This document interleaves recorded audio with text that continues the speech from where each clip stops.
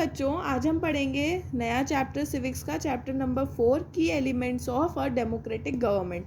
तो democratic government के बारे में हम पढ़ चुके हैं। डेमोक्रेटिक गवर्नमेंट क्या होती है, जिसमें हम खुद अपने रिप्रेजेंटेटिव को चुनते हैं और वो हमारे लिए सारे डिसीजन लेता है। मतलब सारी जो पावर होती है वो एक तरीके से हमारे ही हाथ में होती है। हम 5 साल के लिए एक गवर्नमेंट चूज़ करते हैं और फिर अगर हमें 5 साल में वो काम हमें अगर उनका अच्छा नहीं लगता है या उन्होंने हमारे बारे में नहीं सोचा होता है, तो हम 5 साल बाद हमारे पास फिर एक पावर आती है जिससे हम उस गवर्नमेंट को चेंज भी कर सकते हैं। तो अब हम डेमोक्रेटिक गवर्नमेंट की एलिमेंट्स को पढ़ने वाले हैं, कैसे डेमोक्रेटिक गवर्नमेंट वर्क करती है, क्या होता है, ये सब। तो यहाँ पर एक मैप दे रखा है, यहाँ पे लिखा है इंडिया, तो ये हमारी कंट्री है। ये दूसरी कंट्री दे रखी है साउथ अफ्रीका। तो यहाँ पे साउथ अफ्रीका के बारे में कुछ एग्जाम्पल दे रखा है, एक स्टोरी दे रखी है, वो हम यहाँ पे पढ़ने वाले हैं। चलिए स्टार्ट करते हैं। South Africa is a country that has people of several races. तो साउथ अफ्रीका एक कंट्री है जहाँ पे एक अलग अलग नस्ल के लोग पाए जाते हैं। There are black people who belong to South Africa. वहाँ पे ब्लैक पीपल होते हैं जो कहाँ से बिलोंग करते हैं, साउथ अफ्रीका से बिलोंग करते हैं। वाइट्स होते हैं जो वहाँ से बाहर से आए हैं और वहाँ सेटल डाउन हो गए हैं। जैसे कि कोई हमारी कंट्री में, इंडिया में कोई दूसरी कंट्री से आता है, हमारी कंट्री में आता है और वो यहाँ का वासी हो जाता है, ठीक है, यहाँ सेटल डाउन हो जाता है। ऐसी वहाँ के जो लोग हैं वो ब्लैक्स हैं, वहाँ जो आके बस चुके हैं वो हैं whites. And Indians who came as labourers and traders. और इंडियंस भी वहाँ पर जाते हैं, वो वहाँ पर कैसे पहुँचे हैं, एज अ लेबरर्स, मतलब जो काम वगैरह करते हैं एज अ लेबरर या फिर ट्रेडर्स, व्यापारी के रूप में, ठीक है। तो आगे को एक स्टोरी दे रखी है, उसके बारे में हम पढ़ने वाले हैं। Maya Naidu an 11-year-old south African girl. तो माया नायडू एक लड़की है जो कितने साल की है, 11 ईयर्स की है, एक साउथ अफ्रीकन गर्ल है, living in the town of, ठीक है। तो माया नायडू एक 11-year-old गर्ल है जो जो एक टाउन में रहती हैं, एक नगर में रहती हैं, जिसका नाम क्या है, Johannesburg. Was helping her mother clear up her old boxes. तो वो अपनी मम्मा की हेल्प कर रही थी किसमें, ओल्ड बॉक्सेस को क्लियर करने में, मतलब उसकी साफ़ सफाई करने में। She found a scrap book full of pictures and newspaper articles. तो वहाँ पर साफ़ सफाई करते में उन्हें एक स्क्रैप बुक मिली। स्क्रैप बुक होती है बच्चों जिसमें फ़ोटोज़ वगैरह लगाते हैं, हमारे पुराने फ़ोटोज़ वगैरह जो हमारी यादें बनती हैं, वो होती है स्क्रैप बुक। तो सफाई करते समय उन्हें एक स्क्रैप बुक मिली जिसमें क्या थी, पिक्चर्स थी और कुछ न्यूज़पेपर के आर्टिकल्स थे, जो न्यूज़पेपर पे हेडिंग्स वगैरह आती है, ऐसे आर्टिकल्स की फ़ोटोज़ उस पर थी। There were many pictures of a young school boy of around 15 years of age. उसमें बहुत सारी पिक्चर्स थी एक यंग स्कूल बॉय की, जो कितने एज के थे, जो कितनी एज का था, 15 ईयर्स का था लगभग। When she asked her mother who the boy was. तो जब उसने अपनी मम्मा से पूछा ये लड़का कौन है mama, she was told that he was called Hector Peterson. तो उसकी मम्मा ने उन्हें बताया कि इस लड़के का नाम है Hector Peterson. He had been shot by the police. Maya was shocked, why, she asked. तो उन्होंने, उसकी मम्मा ने उसे बताया कि ये पुलिस के द्वारा मार दिया गया था, शॉट कर दिया गया था, मतलब गोली मार दी गई थी इसमें, ठीक है। तो माया बहुत शॉक्ड हो गई, एकदम हैरान हो गई, उसने बोला क्यों क्यों क्यों मार दी गई थी गोली। Her mother explained that South Africa was earlier governed by apartheid laws. तो उसकी मम्मा ने उसे समझाया कि पहले जो हमारा साउथ अफ्रीका था उसे कौन गवर्न करता था, वहाँ पर किसकी सरकार चलती थी, वहाँ पर अपार्थीड लॉज चलते थे। अपार्थीड क्या होता है, यहाँ से मार्किंग कीजिएगा। Apartheid means separation on the basis of race. मतलब जिस नस्ल के आप हो उस नस्ल के हिसाब से आपका क्या होगा, सेपरेशन हो जाएगा, मतलब आपका बंटवारा हो जाएगा, आपको अलग कर दिया जाएगा। South African people were divided into black, white, Indian and coloured races. तो जो साउथ अफ्रीकन जो पीपल थे वो 4 हिस्सों में डिवाइड हो गए थे, ब्लैक पीपल अलग, वाइट पीपल अलग, इंडियन पीपल अलग और कलर्ड पीपल अलग। मतलब इन रेसेस के पीपल अलग अलग ग्रुप्स में डिवाइड हो गए थे। अकॉर्डिंग टू द लॉ, इस लॉ के हिसाब से these races were not allowed to mingle with each other. और इस लॉ के हिसाब से इन रेसेस के लोगों को एक दूसरे से बात करना, एक दूसरे के साथ रहना अलाउड नहीं था, ठीक है, to live near each other और even to use common facilities, ठीक है।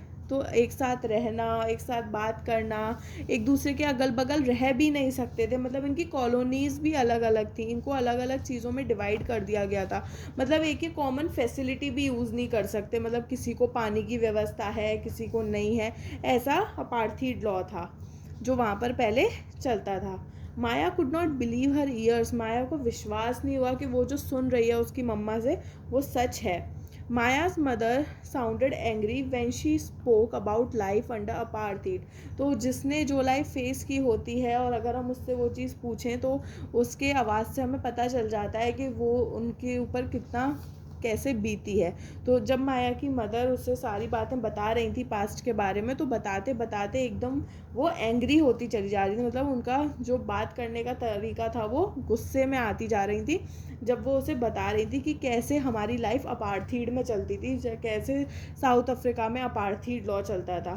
She told Maya that in those days, उन्होंने बताया माया को कि उन दिनों hospitals were separate and so were ambulance, मतलब उन दिनों जो हॉस्पिटल्स भी होते थे वो भी सेपरेट कर दिए गए थे कि ये हॉस्पिटल इन रेस के लोगों का है, एम्बुलेंसेज सेपरेट कर दी गई थी, and ambulance meant for white people would always be well equipped while one meant for black people was not.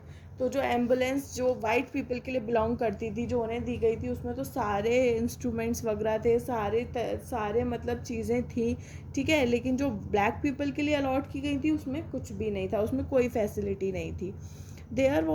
There were separate trains and buses, separate trains हुआ करती थी, बसेस सेपरेट हुआ करती थी, even the bus stops were different for black and white people, मतलब जो bus stops होते हैं वो भी डिफरेंट हुआ करते थे ब्लैक पीपल और वाइट पीपल के लिए, ताकि वो बिल्कुल भी मिंगल नहीं हो पाए, एक दूसरे के कांटेक्ट में ना आ पाए।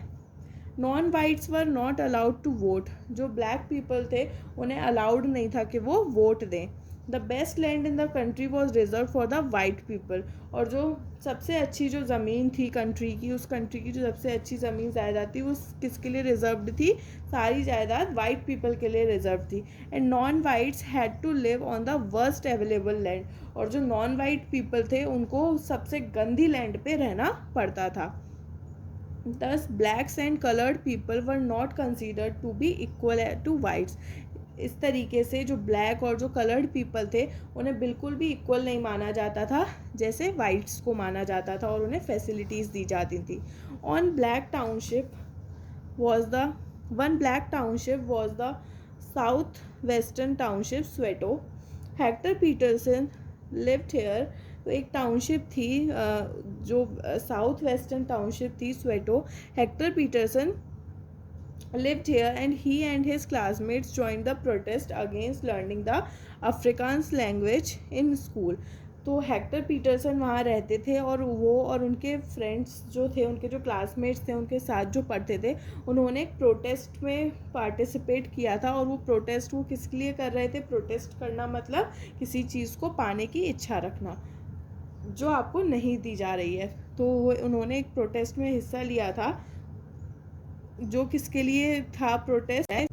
तो जो हेक्टर और उनके जो स्कूल में ये जो लैंग्वेज थी अफ्रीकान्स लैंग्वेज, ये वाइट्स बोलते थे। तो जो क्लासमेट्स और जो स्कूल में लोग थे, जो टीचर्स वगैरह थे, वो फोर्स करते थे कि वो लोग भी क्या बोले, अफ्रीकान्स लैंग्वेज बोले। लेकिन जो हेक्टर और उसके स्कूल के क्लासमेट्स थे वो चाहते थे, उनको फोर्स किया जाता था कि वो वही लैंग्वेज बोलें, but they wanted to learn their own language, लेकिन वो उनकी खुद की लैंग्वेज बोलना चाहते थे जो थी Zulu. The south African police beat up the protesters mercilessly and shot at the crowd. और जो जब इन लोगों ने प्रोटेस्ट वगैरह निकाला, ठीक है, जो रोड पे रैलीज़ वगैरह निकालती हैं वो निकाला, तो जो साउथ अफ्रीकन पुलिस थी उन्होंने बहुत मार पिटाई करी जो भी प्रोटेस्टर्स थे उनको, और गोलियां भी चलाई क्राउड पर। One of their bullets killed Hector. This was on 16 जून 1976, और एक उसमें से एक गोली जो थी वो हेक्टर पीटरसन को लग गई और वो मर गए ठीक है, और वो इंसिडेंस कब का था? 16 जून 1976 का। The African National Congress, a group of people who led the struggle against apartheid. तो एक फिर कांग्रेस आई जिसका नाम था अफ्रीकन नेशनल कांग्रेस। ये भी एक ग्रुप ऑफ पीपल था जिसमें लोगों ने बहुत स्ट्रगल किया किसके किसके लिए, कि अपार्थीड हटाया जाए, अपार्थीड लॉ हटाया जाए। And their most well known leader, उनके जो लीडर थे Nelson Mandela, for the apartheid system. उन्होंने अपार्थीड सिस्टम के खिलाफ बहुत ज़्यादा लड़ी फॉर सेवरल ईयर्स, मतलब बहुत सालों तक, ये नहीं 1-2 साल लड़के छोड़ दिया, बहुत सालों तक। Finally they succeeded and in 1994 South Africa became a democratic country. Finally उनको जीत हासिल हुई और 1994 में साउथ अफ्रीका एक डेमोक्रेटिक कंट्री मिली जहाँ पर सारे races of people of all races, मतलब वो किसी भी नस्ल के लोग हों, सबको क्या माना जाएगा? इक्वल माना जाएगा। अपार्थीड वहाँ से हटा दिया गया। तो अभी आपने पढ़ा, मैंने आपको स्टोरी पढ़ाई, उस स्टोरी से आपने देखा कैसे हमारी कंट्री तो डेमोक्रेटिक बनी, लेकिन जो दूसरी कंट्रीज़ थी जैसे कि साउथ अफ्रीका एक एग्जांपल है, कैसे वहाँ पे अपार्थीड सिस्टम फॉलो होता था, लोगों को इक्वल नहीं माना जाता था, लोगों को अलग अलग कंसीडर किया जाता था, कुछ लोगों के लिए सारी फैसिलिटीज़ अवेलेबल थी, कुछ लोगों के लिए कुछ भी अवेलेबल नहीं था। उनमें से एक लड़का था जिसका नाम था हेक्टर पीटरसन, जिसने क्या किया था? लड़ाई लड़ी थी कि उन्हें जो लैंग्वेजेस वाइट सीखते हैं उन्हें वो नहीं सीखनी, उन्हें अपनी खुद की लैंग्वेज ज़ूलू सीखनी है। तो जब पता चला पुलिस को कि प्रोटेस्टर्स हो रहे हैं, प्रोटेस्ट हो रहे हैं, तो उन्होंने उन्हें रोका नहीं, सीधा वहाँ पर उन्हें मारना चालू कर दिया और गोलियाँ चलानी चालू कर दी। और उसमें से एक गोली किसे लग गई? हेक्टर पीटरसन को, और वो मर गया कब? 16 जून 1976 को। ठीक है बच्चों, तो आज की स्टोरी बहुत इंटरेस्टिंग थी। आप लोगों को समझ में आएगा कैसे एक कंट्री डेमोक्रेटिक बनती है, कैसे कितना स्ट्रगल करना पड़ता है। आगे हम कल पढ़ेंगे न्यू वीडियो में, ठीक है, वहाँ पे हम पार्टिसिपेशन के बारे में पढ़ेंगे। कल मिलते हैं न्यू वीडियो के साथ, तब तक के लिए बाय बाय बच्चों।